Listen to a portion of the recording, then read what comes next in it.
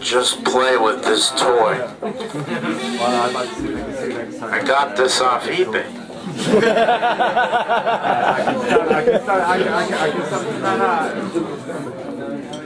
Once blue bubbles.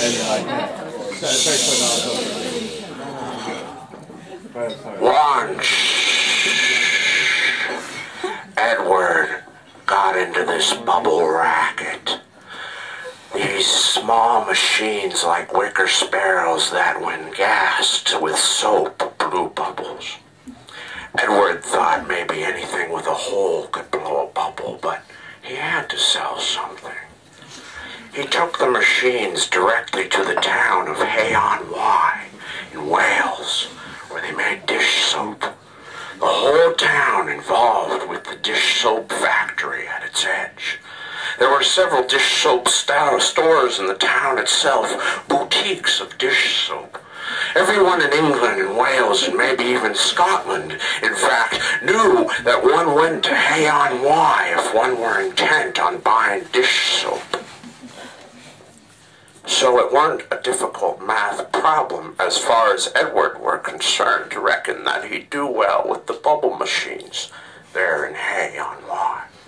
But the people of Hay-on-Wye hated the bubble machines, said they were too fancy, hated Edward's sales technique of spreading bubbles all over the town square, hated Edward himself for he had a Canadian accent, and the Canadians had done even less better versus the English than the Welsh had done, and you always hate seeing yourself mirrored in others. Edward began walking out of town on day 3. He'd meant to make it 8 days, but he had hippie townswomen who were there beside his bubble machine stand selling their elderberry juice and then taking time to turn around and yell at him about how no one needed a fucking machine to make bubbles. Well, I know, but still, was all Edward could think to answer.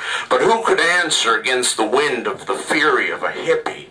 Nothing angrier than an angry pacifist. So, there Edward went, wobbling on his sore feet out the side of the town, his suitcase dribbling bubbles behind him. He never minded the road, as he didn't have a car, and he eventually figured he'd come to a fresh road instead of one that passed through Hay-on-Wye. He didn't want to have any hitchhiking conversations about how he'd done there.